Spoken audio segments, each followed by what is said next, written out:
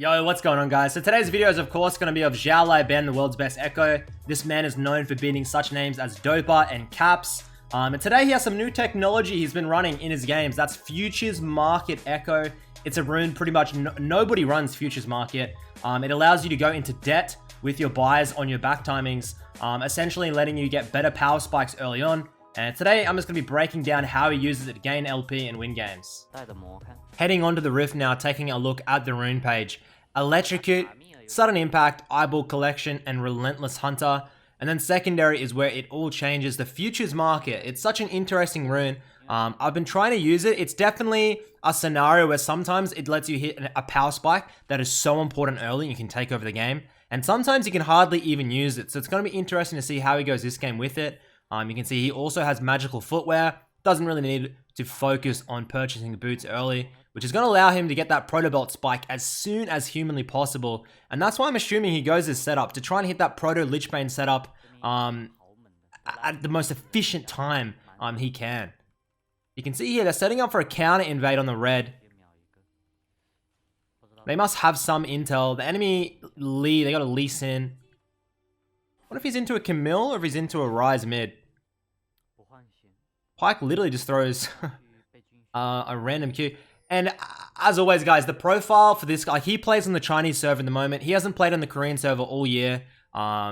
He's just been popping off on the Chinese super server. He has several accounts in like Challenger, high Challenger guys. And he is well known in the Chinese community as the best Ekko on the server. Goes into the Rise matchup. Let's see how he plays it. This Rise matchup is very, very hard. Rise and Lissandra, the two hardest matchups for Ekko in my opinion. He likes to ban the Lissandra and the Rise, depends on what the meta is. You can see here they do end up going in that red. It's a 2-for-1. I mean, he's gonna flash. Yeah, he does flash over. This is just an absolute clusterfuck. And he doesn't pick up the kill. And he's quite upset about that, I do believe. He would definitely invested a lot into that. So he's going to come back into lane now at a massive disadvantage. But you can see the wave is stacking up into him. It didn't really hit the tower, so it's not the worst of things. But it would have been nice for him to get the kill to make it worthwhile.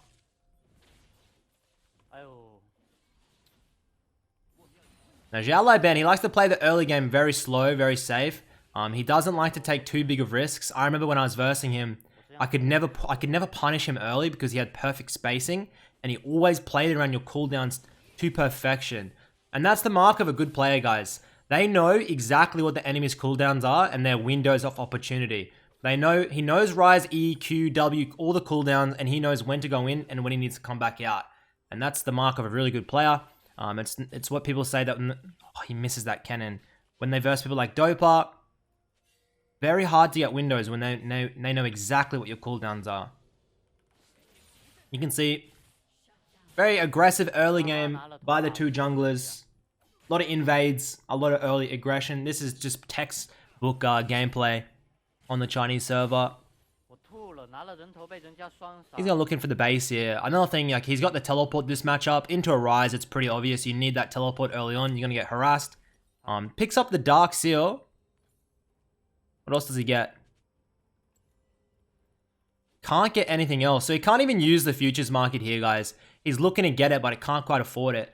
I see a couple of other games, he gets the Dark Seal into a Doran's Ring and just starts trying to pressure out the waves and looking for solos. But obviously this game, as I was saying, sometimes it just doesn't really help you in the early game, man. You simply can't get an early buy-in, and this is one of them. But I do think the gold base, the base around, you want around about 600 gold to get a Dark Seal and a Doran's Ring, I believe, because you get about 150 plus gold early on. That will give you that spike. Almost nothing will be able to match you if you get that perfect 600 gold back early on. The base value, just simply from a Doran's Ring and a Dark Seal, nobody's going to be able to have that, and you're just going to be able to win out in all trades. Coming back into the wave now. Just going to shove it out. He has no sums, so pre-6, he does have to be a little bit careful. He's down in experience on the Rise as well. And he's using an ugly skin as well. What is happening? What is happening? Looking for the W on the Rise. Pops the stun early accidentally. And the trade is going to be a negative trade for him. Trying to call for a jungler gank. He has no W set up, but we'll see how the heck he's trying to wrap around behind. You can see. Should be fine. Ooh, gets flash off. He has that speed, puts a deep W down. And he collects the kill. Hecarim gifts it. Thank you very much, good sir. And this Darksteel is going to start stacking up. So is that teleport. And as always, guys, watch how he levels at level 6. Watch what he does when he hits level 6, guys. He holds the ultimate. I've seen... Somebody told me that wrist Garen guy does it in his Garen games as well. You can see he doesn't even go into debt here, guys. So sometimes the debt doesn't actually work out in your early game. And it's not going to give you many opportunities. And it's pretty much a wasted rune. So yeah, I think that is definitely like a 50-50 rune. It's a big risk to go. But if you get the perfect back timings to hit those spikes, it's going to make or break the game. It's going to be giving you way more value than the rune, than a different rune in that slot. Yeah, apparently that Garen guy does it as well. He holds his ultimate so the enemy can't see who gets his like empowered Garen fucking ult. I don't play Garen. I don't know what it is. But yeah, he holds his level 6 ultimate so the enemy can't see where his clone is. And he'll do this every game. I'm slowly implementing it into my Ekko gameplay. It takes so long to do. It's just a weird feeling. Because you have to actually know exactly where the Ekko ult placement is. Because it's going to give you no indicator. We're going to pop over here, get a little bit of a stun off.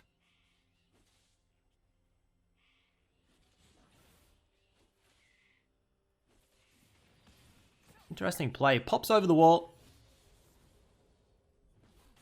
Impressive Ekko mechanic. I would have failed that, I reckon.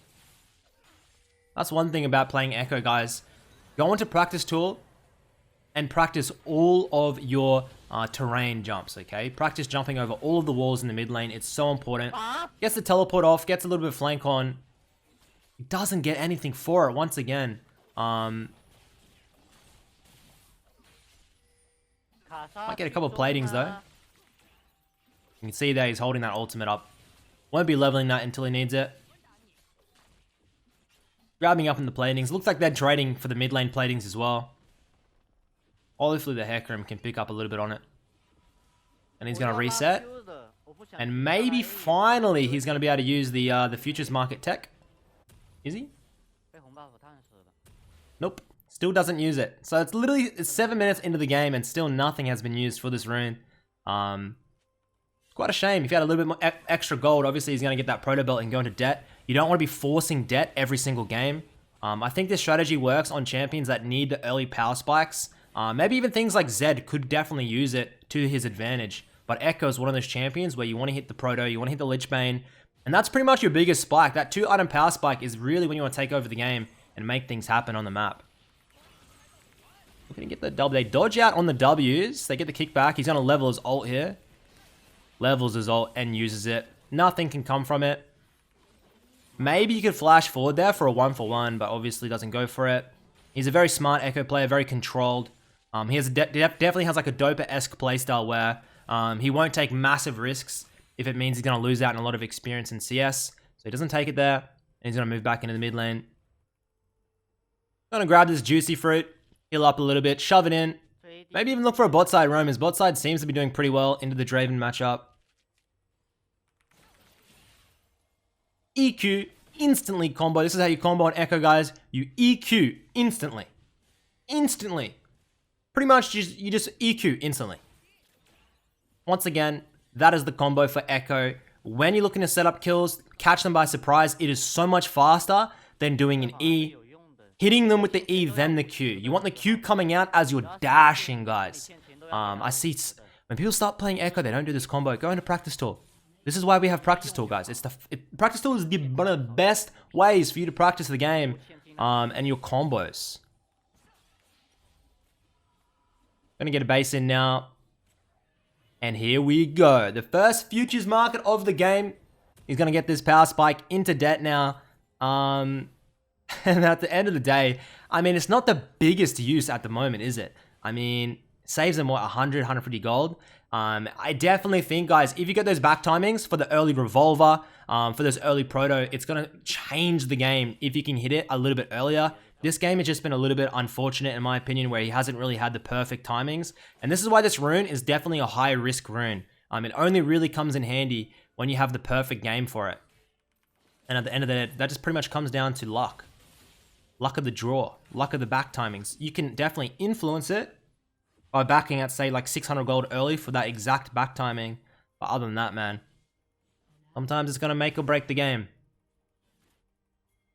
Mill's going deep here. He looks for the follow hacker. I'm going over with the ultimate. Come on, get the kill. Steal it. Steal it away. Come on. Come on. And he takes that kill just like I would have done. Darius says, fuck you guys. I want an assist. Not going to happen today, my good friend. 12 kills to 10. Looking pretty like it. It's actually looking like a pretty competitive game. Even in here, this Rise. Why the Rise? He plays so aggressive. Flash. Ooh. Slight misplay there. I think he could have got it if he instantly did it. He didn't really know if he needed to. But it's still like, it's going to be a little bit of a commit here. Can't get quite onto the Rise, man. And he's just playing it very slow. He doesn't want to force anything too hard. He knows it's Lee Sin. Probably going to bop him back. Ooh, as he picks the kill. Thank you very much, Pike. Magical Footwear also comes in now. And he is 3-0. He's in good stead, definitely. But at the end of the day, guys, nothing of this has really been 1v1, has it? It's just been him playing very calculated. It reminds me of Dopa, where he's not just 1v1ing, mechanically styling on his opponents. He's just trying to play the map correctly and play the game at his own pace, rather than just playing at the game's pace, if you know what I mean. Do not want to give up this cannon. Ooh. Lands the Q. Yeah, I mean, this is just not going to happen, is it? I'm out of mana, he's saying.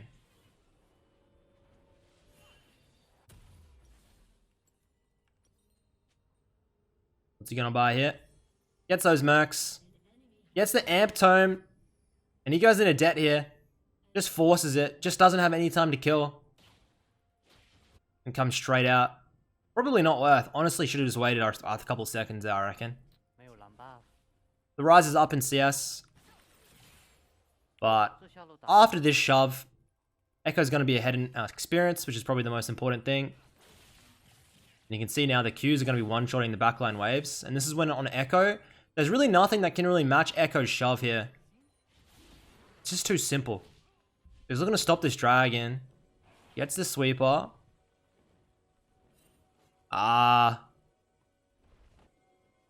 They get off the dragon, don't risk it. Probably smart play by them. He was definitely going to collect them that. Teleporter's back online now.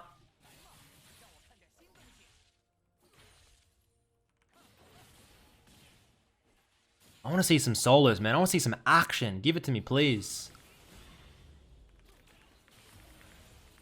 Getting a little bit of burst off. A little bit too aggro there. I'm guessing he's looking for a base timing for the teleport, I guess. Trying to trade as heavy as possible.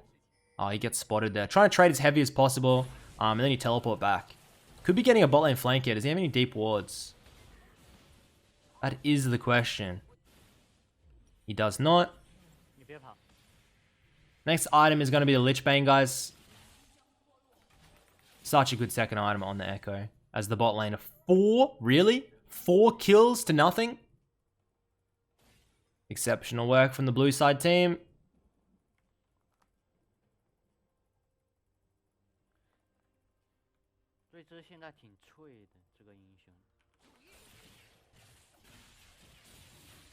Like helping to clear in. Once they drop this mid lane tower, it's really nice. It can set you up for just perfect control into their jungle, because it means you can get much deeper wards in. And you have like different escape routes as well. As this Hecarim cleans up the Rise. Just a juicy game by the Hecarim.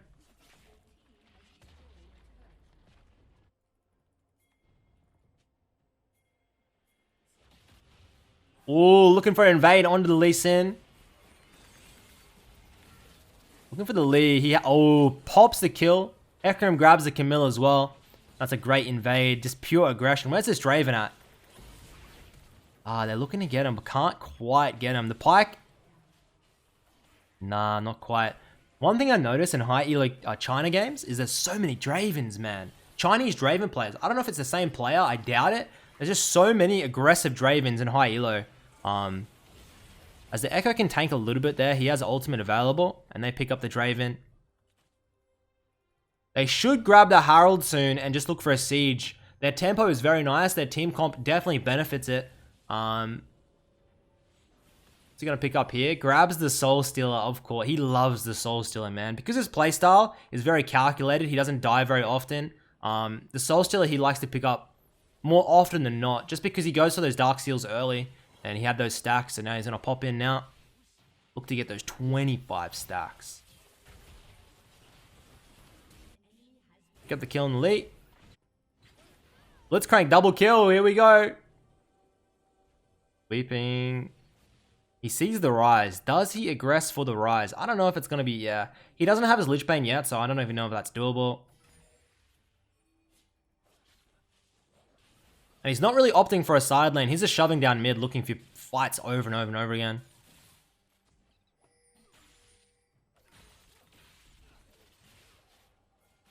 I don't know if they can set anything up. I think Herald should be definitely their main focus. He loves that sweeper as well, guys. When you're playing Ekko, I mean, it's obvious why you need a sweeper, yeah. You want to clear the brushes so you can get those good Ws off. Gonna come in now for the farm, probably. This Hecarim is just taking over the game, gifting everything to him. Dragon, Herald, end game. Are they gonna try and trade? Ah, okay. They might even try and get a double objective here.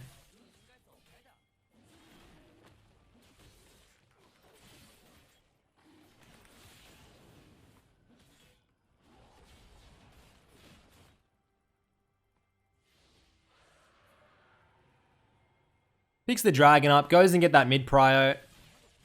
Probably mid prio into the Herald. Yep. Oh damn, perfect control. I want to play in the Chinese Super 7, man. Next time I go to Korea, I swear I'm going to do it. The problem is you have to like... You have to kind of have to like low-key like get it and like purchase an account. It's very difficult to get out a Chinese account. I'm not going to lie to you. I'm going to come in now. Drops the W.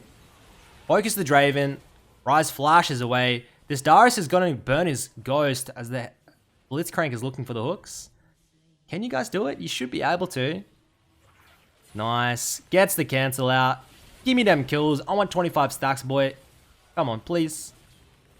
Thank you very much. And that is an ace for this blue side team. And I don't really see any way for red side to come back into the game.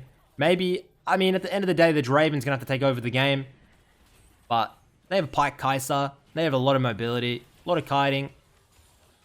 Should be a done deal. But that enemy team is not giving up. That is for sure. Moving in now. I don't think they can get... I don't think shoving one more, yeah. It's a bit risky though, no? Just a little bit too risky. He's going to back in now. He should be able to get his Lich Bane. Come on, please don't stop my base. Grabs that Lich Bane, and finally, that is a beautiful purchase for the futures market. Finally, man. Goes into a huge amount of debt. Grabs that item. And now he hits that spike earlier than he would have done if he didn't have it. And it's going to be a nice little mid-game power spike. 18 minutes, I got 2, and I mean 3 items essentially. But yeah, I've seen a couple of other games where he does actually use it early on for those the Doran's Ring and the Dark Seal buy. And I definitely... Oh my god, this Hecarim just collects everything, man. And I definitely think that's the best way to use it. You pretty much want to use it for that first back with 600 gold, get a Dark Seal Doran's Ring. Then you want to be using it to get the Proto Belt as soon as possible. And then your Lich Bane as soon as possible. And after that, I mean... Futures Market in the late game is a dog shit item in my... Like, it really does just benefit the early game. You want to be snowballing as quick as humanly possible. You don't want to be not using it in the early game, in my opinion. Otherwise, you might as well go something else. You might as well go like Biscuit Delivery or Time Warp.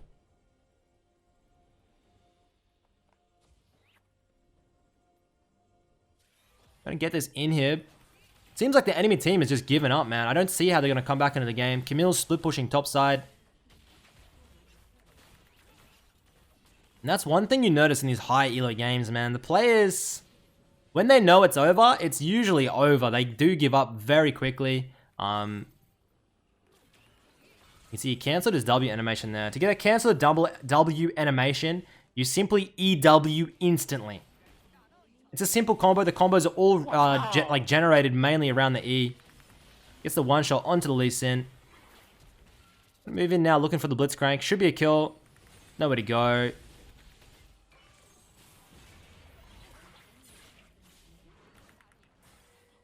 Are you kidding? I don't get the kill before the Nexus explodes? So that's it, guys, man. I mean, the futures market tech is definitely there. You can see why he would want to run it, why he wants to hit those earlier power spikes. I hope you have enjoyed the replay, learned something, test it out in your games, and just make sure to go into those practice tools, guys. Hit your combos, practice your combos on Ekko. He's getting a huge buff next patch, and I hope you guys can enjoy him just like I do.